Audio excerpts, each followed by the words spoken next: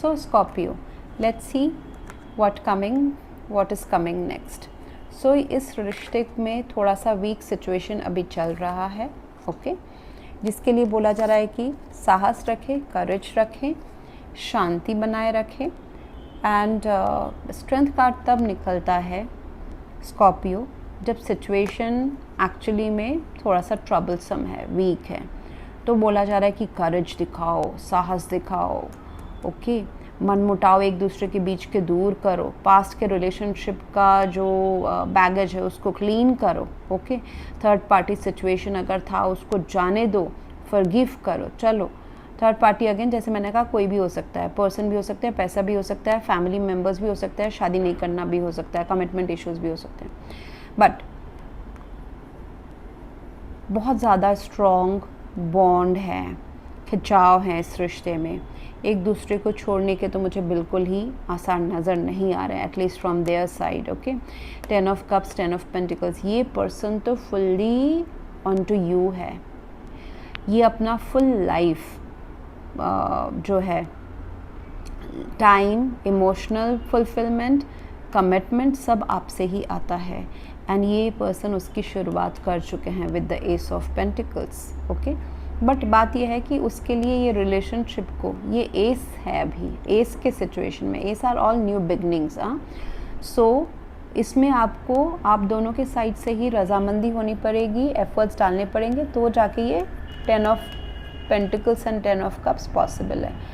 ये हर कोई चाहता है अपने लाइफ में, ये दो कार्ड्स, जहाँ पे प्यार करने वाले के साथ साथ बाकी लोग भी, फैमिली, फ्रेंड्स, सोसाइटी, सब उनका साथ दे रहे हैं। It's a very good mental emotional state. So मुझे दिखाई दे रहा है कि यहाँ तक पहुँचने के लिए 2 ऑफ कप्स का ज़िंदा रहना बहुत ज़रूरी है। Friendship, understanding, unconditional understanding I would say.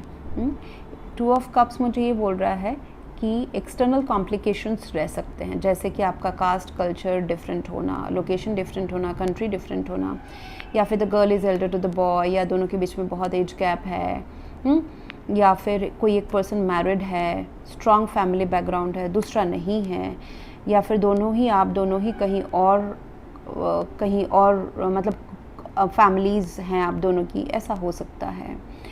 Spiritual background या फिर फिनेंशियल बैकग्राउंड डिफरेंट है, बहुत ऊपर नीचे है स्टेटस, ऐसा भी हो सकता है। उसके बीच में ये रिलेशनशिप को वर्कआउट करने के लिए क्या ज़रूरत है? Equal give and take, safe love, and ये लव सेफ है। ये आप देखिए यहाँ पे 2 कार्ड्स मुझे मिल गए हैं कि ये पर्सन से आपको धोखा नहीं मिलने वाला है। जैसे भी सिचुएशन आपके लिए अभी एप्लीकेबल हो सकता है, जो भी आपका सिचुएशन है, उस सिनेरियो में ये धोखा नहीं पॉसिबल है। ऐसा नहीं कि ये पर्सन आपको बोल कुछ और रहे हैं, करेंगे कुछ और, no, it is not that.